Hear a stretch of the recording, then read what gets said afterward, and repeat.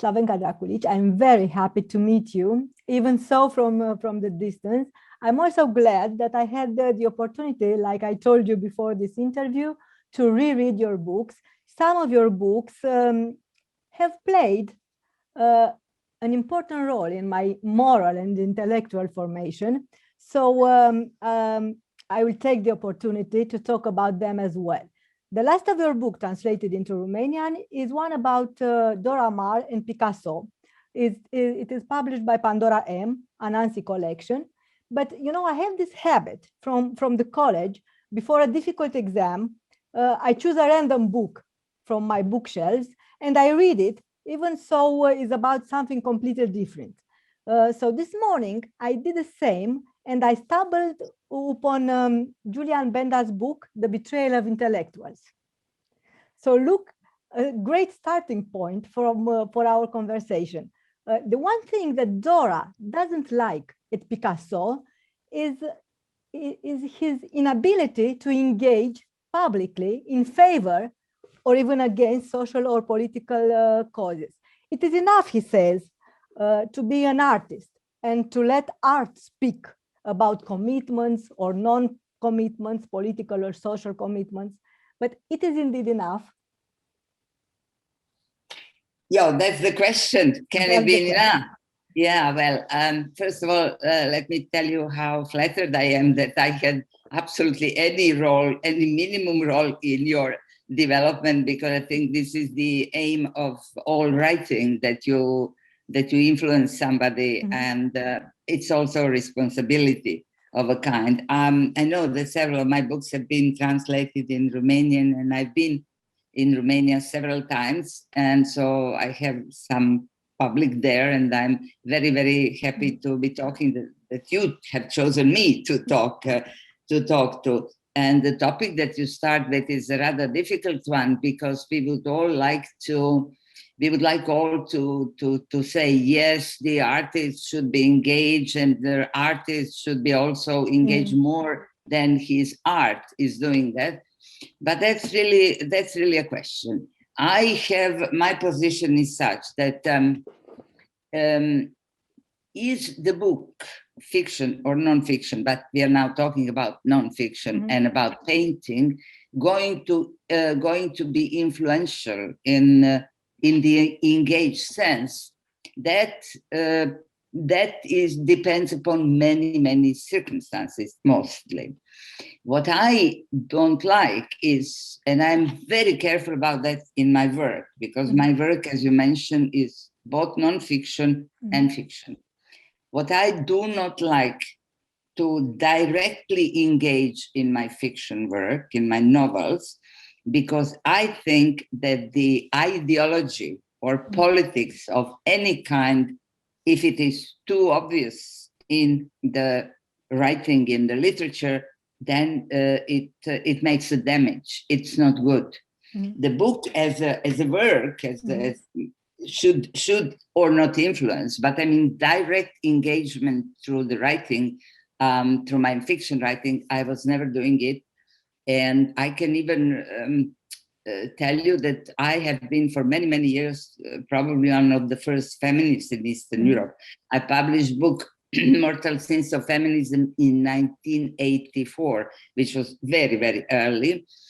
And then a set of articles, I don't know how many, which were very engaged. So as a feminist and as a journalist, I was very much engaged. I was also, I think, engaged in my non-fictional book about communism or about war. I published 3 books about communism, 3 books about the war. But that kind of engagement, I do not permit myself in the work. For example, speaking of Picasso, his painting Guernica became a symbol of peace, right? But he himself did not intend it to be any kind of engagement or any kind of symbol of anything. He painted it because Dora put the pressure on him. He was not a very political person. And what it became out of it, it's no longer his responsibility. So it is interesting question. It's a polemical question. The people have different opinions about that. But I think that in this case, when we are speaking about the Picasso, I would repeat his words that art is lying in order to show the truth. So already that is something, already that is a kind of engagement, even though not ideological or political. It depends from person to person how this artist is going to engage in other ways than in his art. But if his art became a symbol of anything, that's really not his, so to say, responsibility or not direct responsibility. So I'm very much against this direct engagement in art. But must an intellectual, a writer, an artist speak about an oppressive regime, for example? He has to say something. Okay, let us first say this. Not all artists are intellectuals. Yes. That's a very, very big difference between being an artist and intellectual. And we are not, all of us are not intellectuals. Picasso was not intellectual. And Dora saw it immediately. She was an intellectual, but he was not. He was in politics, in his political approach and statements, he was an opportunist. Not he joined Communist Party right after the war, believing that the Communist Party will win the elections and the Communist Party will protect him. That's from belief. That's his belief. Because he was only interested in securing and make safe his art. That was the only intention of his political thinking. So it's a little bit of a paradox that his the painting Guernica became a political symbol, although he didn't really mean it. Are intellectuals or are artists responsible for speaking about certain issues? I think that not artists, but intellectuals should speak about every single problematic and painful issue in the society. But at the same time, I know that this tradition comes from the communism, from the time where they were expected to speak in the name of those people who could not speak, who could not express their opinion. And many writers and painters and artists in general paid price for that, being engaged, speaking up in the time where it was not possible. You know that as well as I do. Now, in the times after the collapse of communism, I think the situation had considerably changed. I think nobody really cares about any opinion of any intellectual or any writer or any artist unless you are a big star, because now instead of all of that is replaced by a star system. Now you will be heard if you are Greta Thunberg, the Swedish pro-green advocate, or you will be heard if you are somebody who has a voice. But only people who became stars have voice. It's very rarely that intellectuals become stars. And then also it is intellectuals as such in the society that is as it is now, with domination of picture, not of word. The whole paradigm has changed, you know, of culture. Culture paradigm until Gutenberg times, no, until time of old Greeks, until now, it was word. Everything was based, the culture was based on word, on writing. And now it became, the paradigm has changed into a visual one. And it is for the last 20, 30 years that visual is more and more and more dominating, of course, because of the development of the mass media, television, technology. That's very clear. But nevertheless, so the word has less and less weight.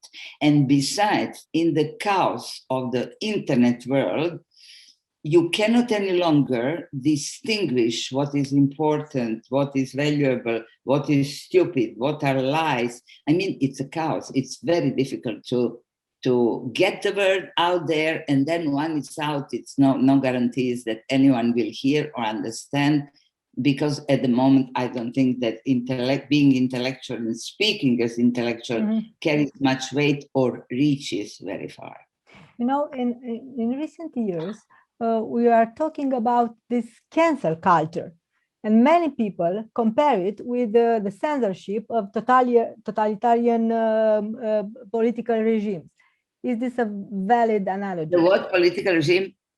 Totalitarian political regime.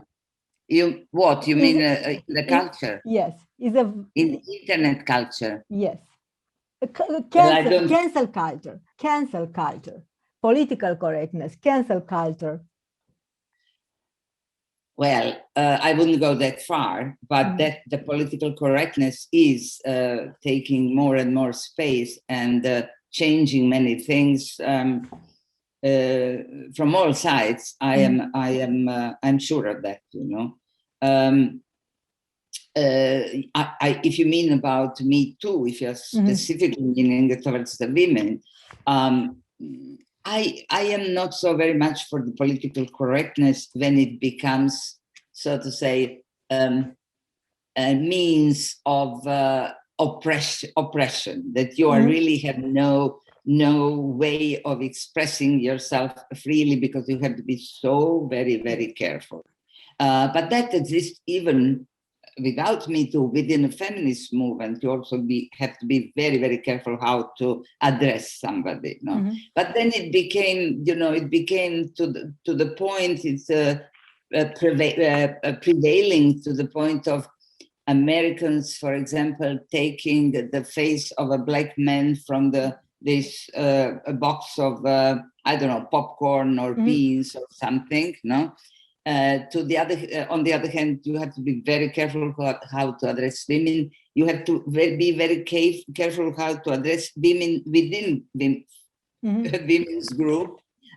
You have to be very mindful about gender, about sex. You have to be very mindful in many, many expressions. So even the literature, for example, the father of Pippi Longstrump, for the Pippi, this is the Swedish very famous book. I don't know what's the Longstock or something. What is in English the title of that book? The father was a Negro king. So they had to take out the expression Negro king. It is very confusing, but it is kind of paying back to the long time of oppression of these so-called marginal groups. The problem is that we didn't find the balance there. And I think I personally try to be very, very balanced about that and don't go very much for political correctness if I think it is overdoing it. But I'm telling you, it's a historical phenomena that actually feels to me like paying back the debt. Just a little return to this theme of intellectuals facing the history. We have this recent case, somehow related to atrocities in the Yugoslavian wars, is the Nobel Prize awarded to Peter Handke. Is this a trivialization of evil? I don't know, do we need more moral clarity maybe? Or life is something and the writings something really different? Biography and opera. When Peter Handke visited Serbia and visited Milosevic, and when he wrote his pro-Serbian essays, and when he was kind of romanticizing Serbian side, I wrote a couple of articles against him. That's why I am asking. I think that we are making a mistake, the same mistake that I notice over and over when we are speaking about any artist, to make a difference between the work, the corpus of his literature, and his personality. Yes. Long ago, Hans Magnus Enzensberger, the German writer, he said during the war in the Balkans, wars, plural, of course, he said, why do we think that intellectuals, writers, journalists, that they are morally of a higher order, that they have moral values, that higher moral values? Why do we think that of them? That's not the case.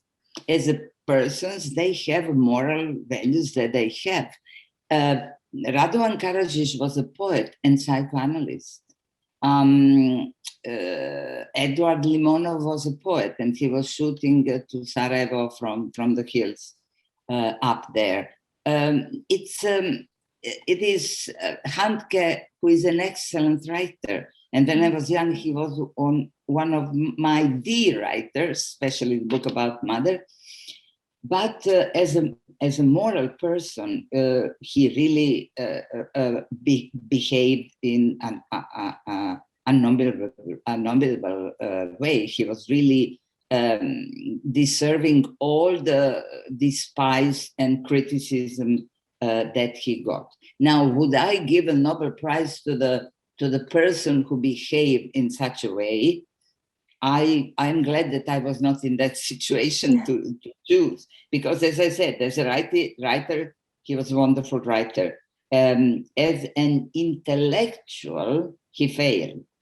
As an engaged person, he engaged on the I would say wrong side, and so his work became highly disputable. So I was very, very, very grateful.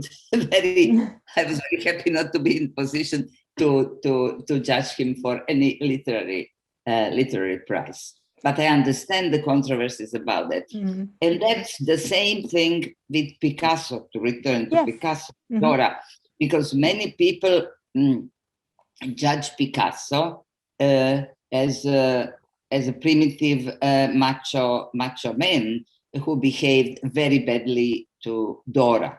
Yes, he did, which doesn't tell very much about his art.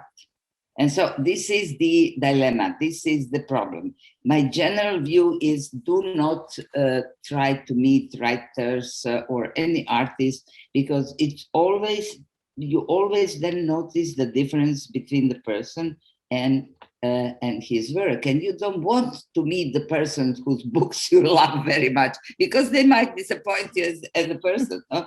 So I try to stick to that, which is very hard, because of course I move in this circle, so it's very difficult. But it's really so. You really have to distinguish that. We have an excellent director from ex-Yugoslavia. His name is Emir Kusturica. He won the award when father was, I think it was, do you remember Dolly Bell, for that film in Cannes in 80s. Yeah, I know him. A wonderful director, was a wonderful director, but then he took in the wars, he took the Serbian side. And now again, the same question, are we going to judge his movies, especially his early movies, from that point of view, that he was on the Serbian side, or we are going to step down? And I was very critical of his film for different reasons, but I mean, morally, he behaved in that way. So we have to still have kind of making the distinction there. I just remember, you let's talk a little bit about an episode of your visit in Israel. You talk about this visit in one of your books. I wrote a chapter. I wrote a story about when you were obsessively asked if you feel guilty about what happened in Holocaust, about the atrocities that happened to the Jews. You said that you didn't understand from the beginning that the question was not actually about you, but about how society deals with this social. But maybe those people who listen to us now should know that Croatia was a fascist state between 1941 and 45. Maybe they need to know that, and that we had a concentration camp, where some 30,000 Jews perished, among other people like communists, the enemies of what they declared the enemies of the state, Roma people, and a huge number of Serbs, mostly the Serbian minority in Croatia.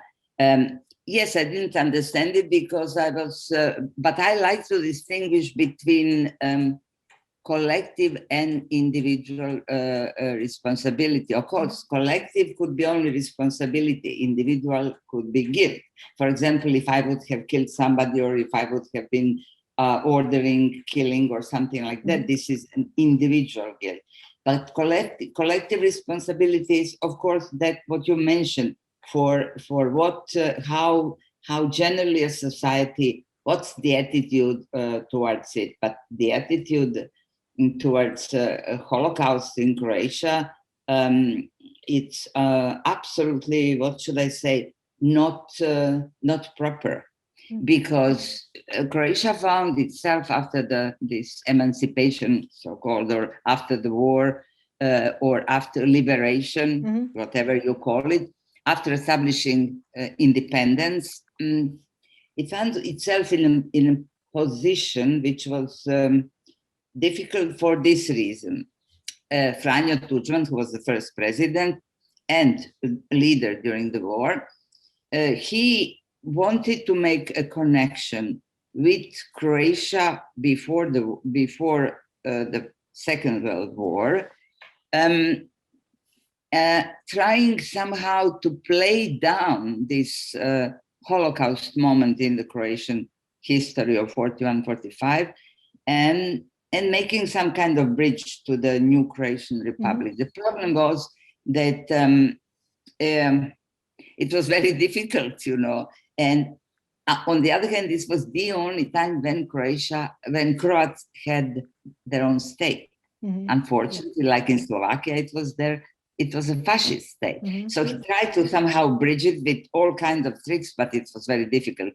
In many ways, this question was neglected. It was pushed down. There were people who published books that it wasn't a concentration camp, that it was not a dead camp. And the numbers were highly disputed. And this is the polemics that is still going on the, what should I say, on some kind of backfire. Because people don't like they don't like the idea that the only state they had was a fascist state. Who would like that idea? I mean, so we still have a situation when on the day of Jasenovac, which was a concentration camp, the representative of the state go there to put flowers, but representative of Jewish people in Croatia, or Serbian people for that matter, don't go there together with the government people. So you see how sensitive this is, yeah. We have this problem with Holocaust in Romania too, with admitting that we had an anti-Semitic attitude. But you quote Shalamov in one of your books, who says, in order to exist, to survive, a human being has to forget. Maybe a society has to forget also in order to survive. Well, we have now this situation. Imagine so many years, 25 years after the war, nothing is forgotten. Yes. Nothing is forgotten. And it's still a big problem because we had problems with dealing because of Holocaust with the Second World War history here in Croatia. And now we again have a problem admitting our own war crimes. We only want others to admit their war crimes, but not our own war crimes. And our own, I mean, you have the situation when one or two or a few of these people who were sentenced in The Hague as war criminals are still hailed here as heroes. How do victims feel about that? There are very few, because the idea of the ICTY, the tribunal in The Hague, was that the respective countries will continue when they stopped working, as they did, as they are, that they will continue to trial their own criminals themselves.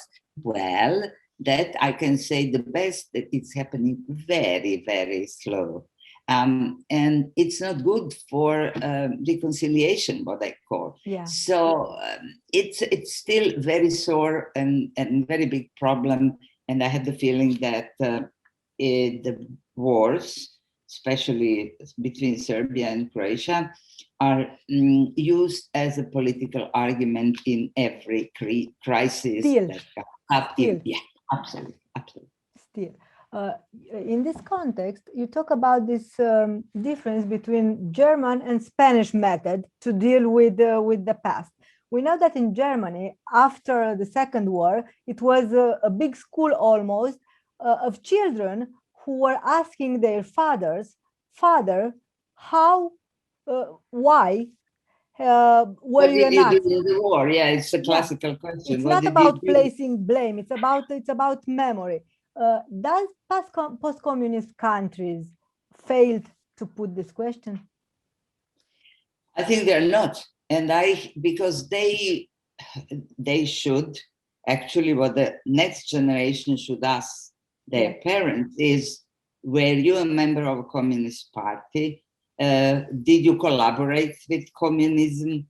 They're not asking that question. I was in all of these former communist countries, and I have noticed there lately, for example, in Ukraine, that they somehow try to, people who experience communism, they don't talk about that.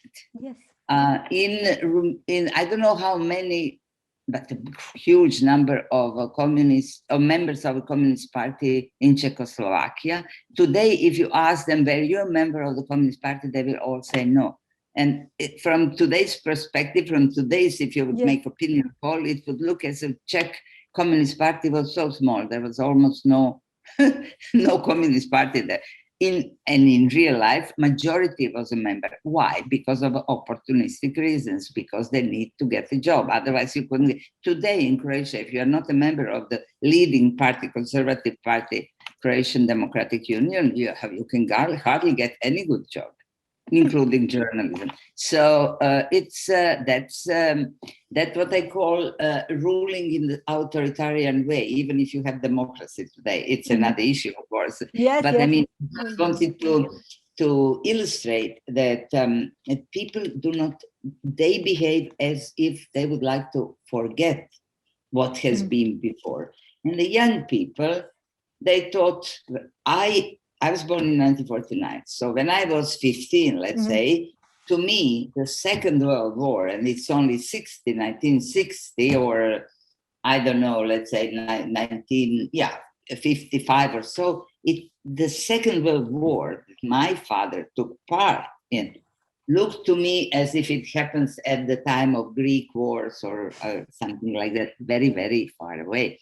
So for a young generation, let's say, for a generation who would be my grandchildren, 25, 25, to them it seems, something, communism, oh my God, this is something so far away. Granddad doesn't talk about that.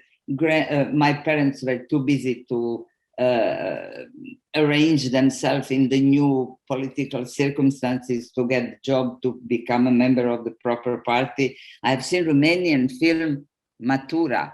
What is it in Romanian? What is the Romanian title? I guess also Matura. Graduation. Baccalaureate. Cristian Mungiu. I think that, and I also wrote it in this new book I have in one story. I wrote that if you see Baccalaureate, or what is the film in Baccalaureate. Yes. Okay. It is enough if you need to see one film from Eastern Europe, from post-89 Eastern Europe, it's that, Cristian Mungiu, Baccalaureate. That's enough, because there you understand everything about that generation. Generation who were perhaps 20 when 89 happened, and then had high hopes, went abroad, came back, and experienced what they're experiencing still. You know? So it's, I don't think that we are very far from settling accounts with communism. And one of the reasons is, I think, that as of late, in the last 10 years, because many people became very disappointed. So there is a very much of nostalgia, not for political system, no, yes, but for the kind of life there, security, most of all, mostly for the security. Yes. I have this sensation that when I'm talking to my mother, he wants to defend her life in communism. But she's right. She was younger. Yes. She had a job. She has apartment. Grandma had a pension. So you had security. And like a woman, she was powerful because, you know, in communist countries, women played a very important role in families. Yes, of course. But somebody once told me, if some dissident, some big figure, communist dissident said, if people are choosing, if you give them to choose between freedom and security, they will always choose security, not freedom. Dostoevsky's dilemma. So it's security comes first. Mm-hmm. So even now in coronavirus era, even now, security comes first. Well, now in Corona times, I'm not so very sure, because some societies go for these police methods like France, and some other are laissez-faire, and it's a different attitude, and we don't really know what will come out of the whole Corona period. And it's better not talk about that for one reason, because it's unknown problem. You know, it was very fascinating how people quickly adjust to the new normal, but now it's showing its toll too. So I don't think we know what we are dealing with. So it's in social terms also. We have talked about communism, but after the fall of the communism, when there was no foreign enemy, there was no more Soviet Union, how can we explain the rise of this new phenomenon, nationalism, in countries who known dictatorship before? For example, today, all these illiberal democracies, like Poland, like Budapest, like Serbia even. Well, nationalism is not so difficult to explain, I think, at all. Because all this, if you can take Soviet Union, or you can take Yugoslavia for that matter, you can, nationalism, I think, basically comes from two sources.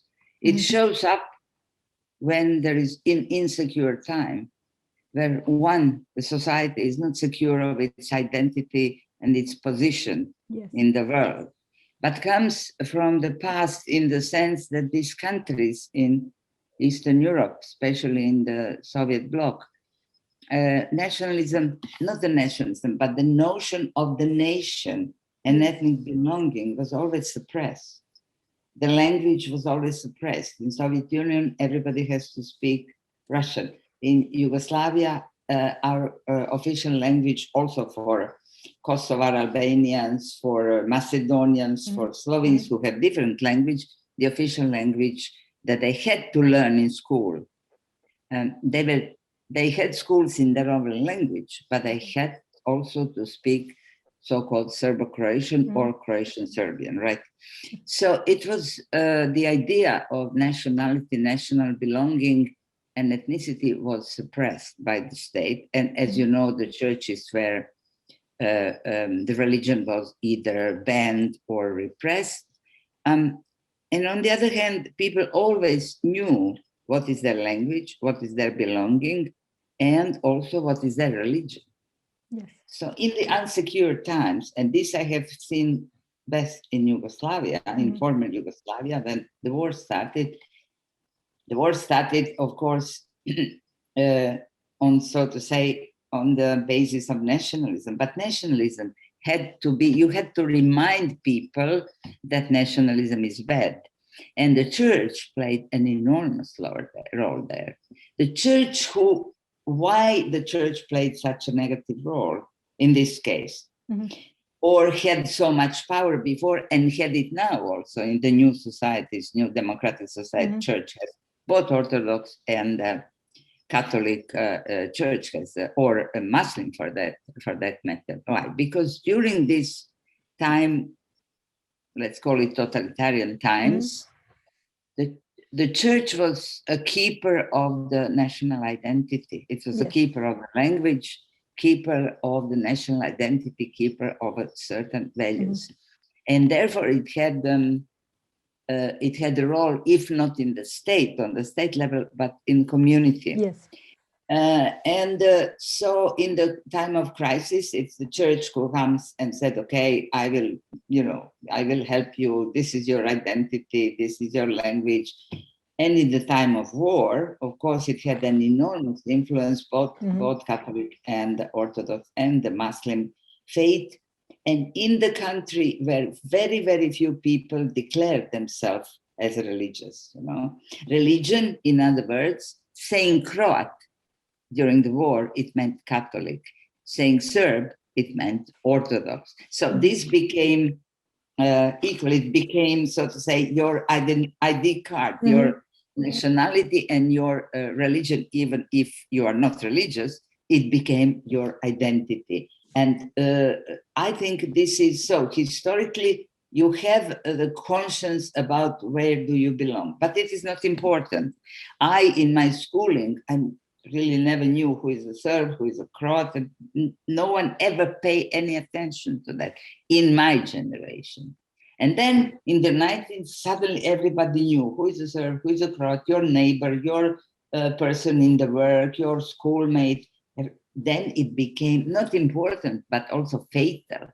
In order to achieve that, you have to do a lot of work. You have to do a lot of propaganda before you start the war. But this is it. Or we can take another example, and this is Basques in Spain. Catalonia. Catalonia, you can take that.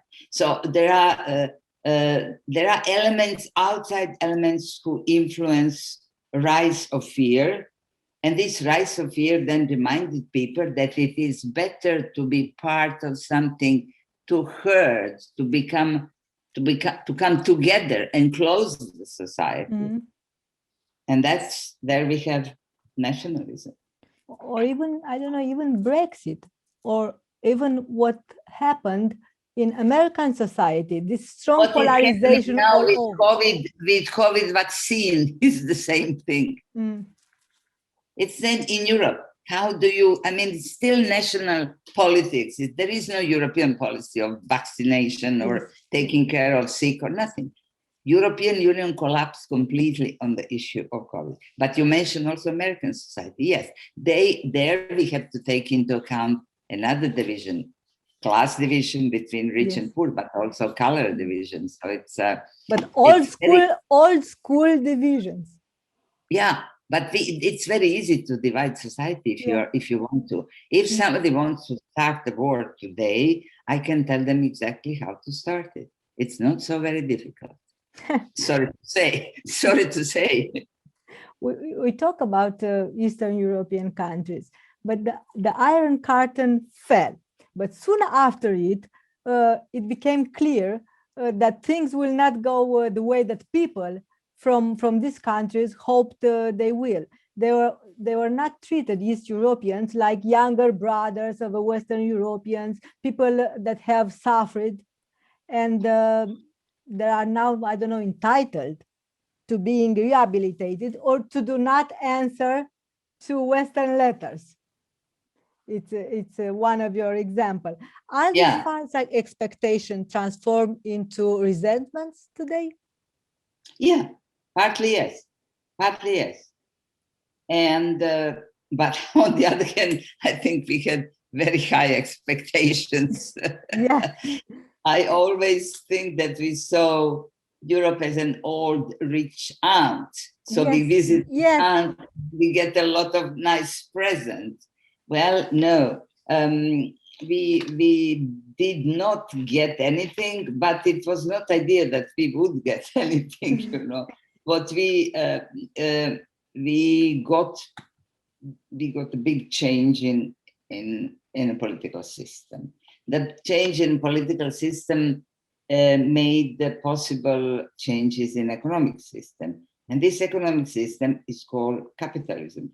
I do not think that the people, when they were voting for new democratic government, that they were really conscious that they are voting also for economic system capitalism, which is characterized by the very difficult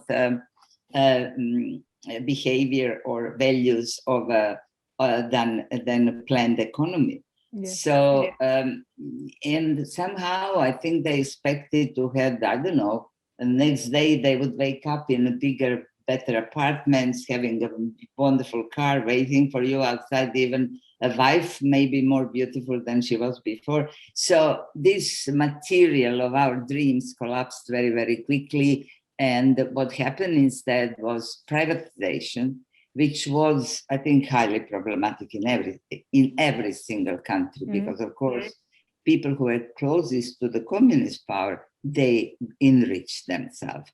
And then the difference between rich and very few rich and the poor became huge.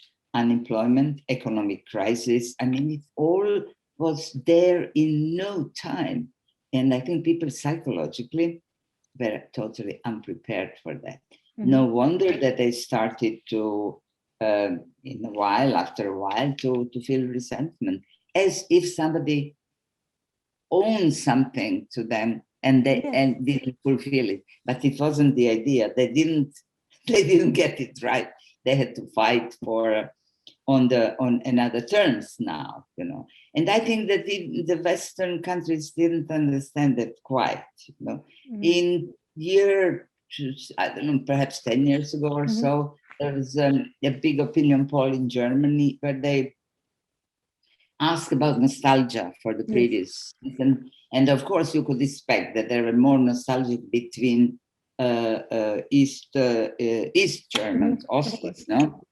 But what was not expected and what was very interesting for me too, was that many young people who were born after or were too small to remember East Germany were also nostalgic. Yes. So how could they be nostalgic? Why? Because, of course, of the, I would say, memories and talks around the table in the house, in the kitchen, from their parents. Otherwise, it wouldn't be possible. So again, it's not the nostalgia for the political system, but for different kind of life that they had there. No, nobody owns us anything. Yes, the older generation are losers in that new political and economic systems. Younger people will make it, of course. Many of these young people, and this is one of the big topics, one of big issues, not topics. It's not a topic, but it's issue that many young people leave Eastern European countries, and they are migrating within European Union and looking for a job. And it's already, I think, 4 or 5% of a general population of European Union are these migrating young people from other countries. So would you say European Union doesn't work, or, I don't know, reached its limits? No, we are talking about another issue now. We are talking about young people who are leaving their countries and in that way making them even more poor. For example, Romania had 20,000 doctors who had left and practically it's really, and nurses, and it's a big problem. Educated young, for the first time we have in Eastern Europe, we have brain drain. And this is, and that's very dangerous. Now, speaking of European Union, we don't know. We only know that it had demonstrated very bad, stupid and unorganized behavior around COVID and this pandemic crisis from the very beginning, from Bergamo until today. But on the other hand, we have to say that this European Union is huge bureaucratic mastodont. It's a huge apparatus, and it's very difficult to move it. And of course, when you mention earlier Hungary, Orban knew it, and he was playing it. And he is being punished only after 10 years of behavior like autocratic He is behavior. not entirely punished. Yes. Yeah. He's tolerated. No. A little bit of no. Yes. Yeah. So and he can say loudly that he represents the true Europe. He can say whatever he wants. And he's doing that, but it's not so much important what he's talking outside of the country, but what he's telling to his own people. I mean, I find it very autocratic, the way he behaves, but it is the tradition in former communist countries. So this is what I'm saying. You have a regime, you have change of the regime, you had communism, now you have democracy, but the leadership almost in all of these countries is behaving in this autocratic way. If they have a slightest chance, they behave like it, and this will also take generations to change. Yeah, I would like to end our trip where we started by returning a little bit to Dora and Picasso. It seems to me that what struck you the most about Dora is the way she renounced to her own artistic life and career. Yes.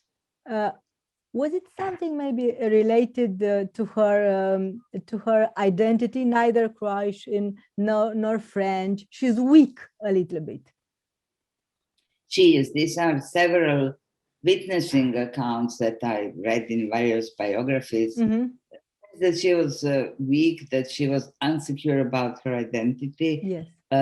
And she finally found herself in this, in photography from a very small age. When you see her photographs, when she got her camera from her father as a present when she was 13, 14, those photos are fantastic. And if you put her exhibition recently, it was put up somewhere, I'm not sure, in London perhaps, they are so modern, they're so good, both those that as reportages that she published as reportages, and also that were called naturalistic artwork of hers. She already had several exhibitions before she met Picasso.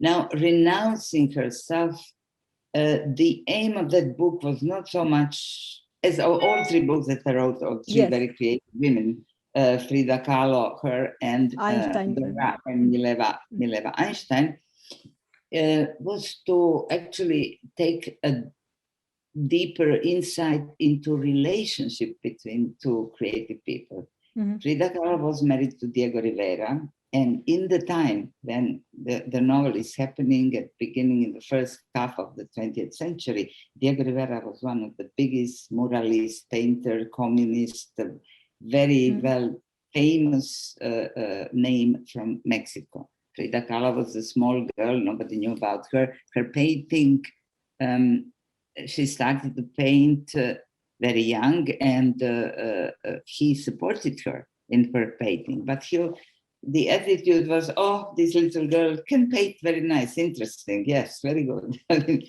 nobody ever even thought that she would become an icon, because her painting is fantastic.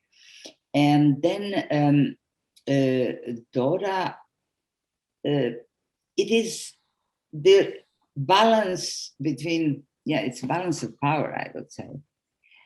He supported her, and Dora came out as a winner in historical terms also, but she never gave up on her stuff.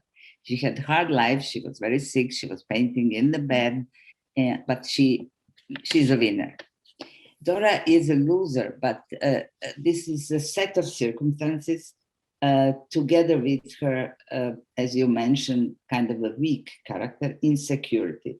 But in order to somehow establish, I would say, a right picture of Dora and her circumstances, she fell in love with Picasso, but Picasso was also her and everybody else's at that time maestro. He was the top artist and the top teacher. So if he would say something, if he would come and say, this is not black, this is white, Well, many people would say, perhaps we should look in a different way, you know.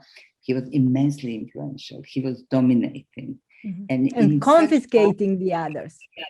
Yes. And in this relationship, she had no much chance. What she wanted is partnership. Yes. Not only, you know, a woman romanticizing, not only love, but also partnership. Why would Picasso need partnership? He didn't need anybody.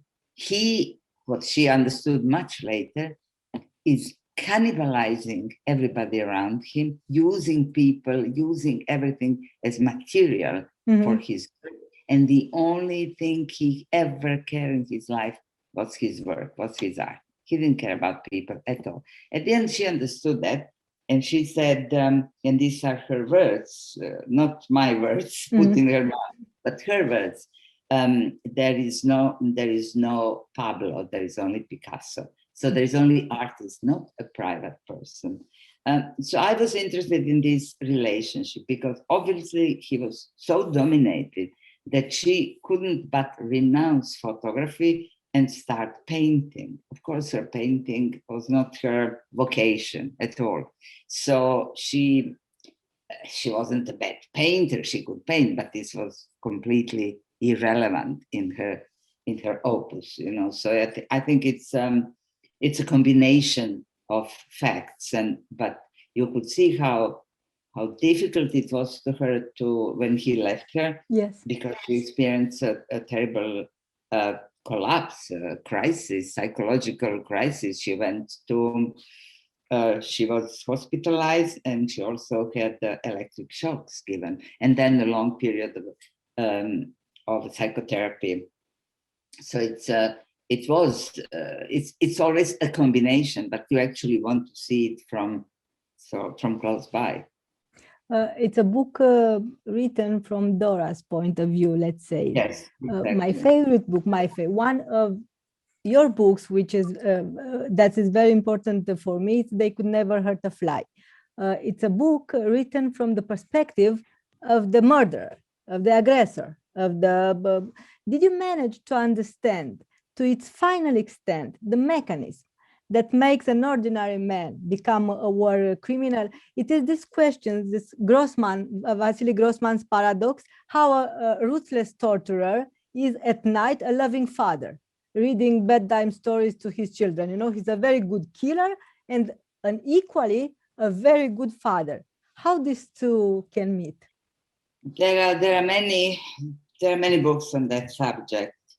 And after writing a book about beginning of the war in Croatia, this is Balkan Express, among ordinary people, how that happens, and that's writing a book as if I'm not there, about mass rapes from the perspective of view of the victims. Of course, you come to the question when you ask yourself, okay, but I would like to know, who are these perpetrators? Who are these people? So I then started to look into these perpetrators from nearby, and to me it was very important to choose people from different walks of life, not only Mladic and Karadzic and Biljana Plavčić and such people, but also ordinary. A boy from a village. Yeah. So, while writing this and studying, of course, this you make documentation in the court, okay, being there, watching them, and all other material that I did. And also just to mention this book, because it made absolutely the most important influence on me, and this is Christopher Browning, Ordinary People and War, and this is Brigade 101. This is the people who volunteered for the war in Germany at the beginning of the war, so they could have said no, but they didn't. Even when they started to kill in Poland, they were first who executed by hand, so to say, thousands and thousands of people. They still could say no, but they didn't. And then he is giving you an insight in the human, what I call human condition or human character. I think after studying all of that, and I'm not the first one to think about, you can think about Philip Zimbardo, who did the Stanford experiment. It's still very relevant for behavior of people in such conditions. I think that what is the most important are the circumstances, because I think we as human beings have both possibilities. We carry good in and us, evil from nature. Yeah, good. Well, from whatever we have from nature, human nature is that you have both ability to do good and bad.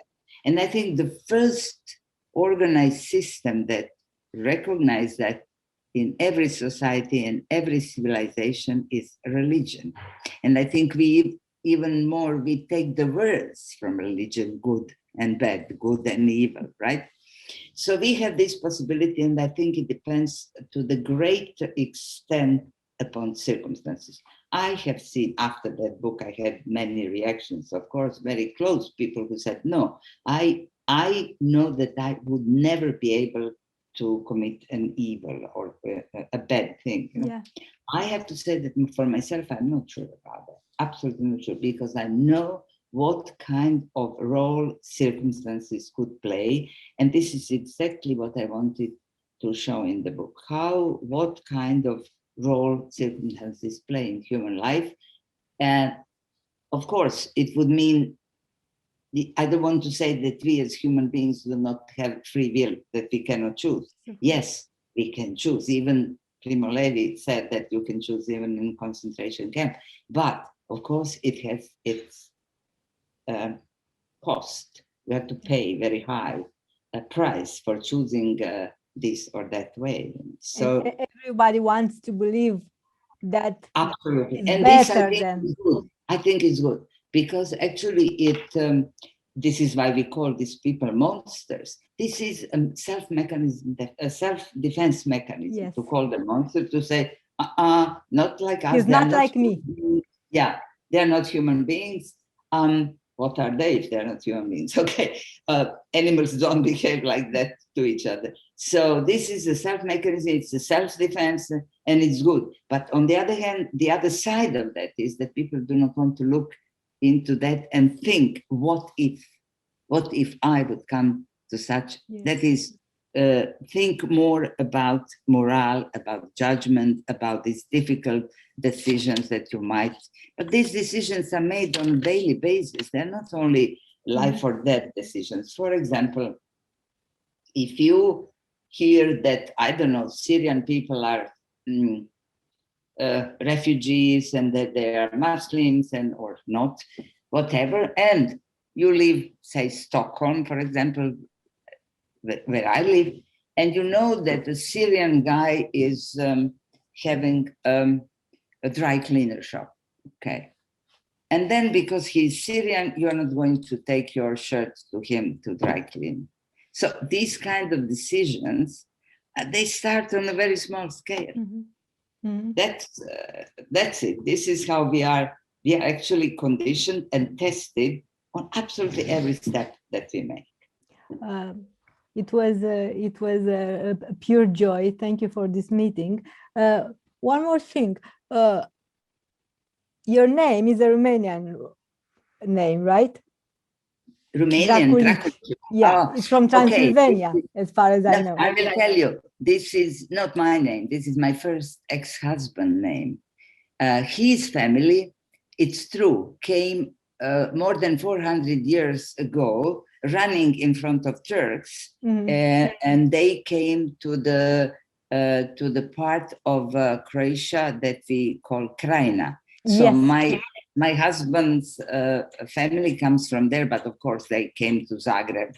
However, they could count everybody all the way back to Romania. So this is where Drakulic come from. And when I'm in America, they say Dracula. I say yes. Think of me as a small Dracula, because Drakulic is diminutive, right? So I am a small Dracula, and I'm perfectly okay with that.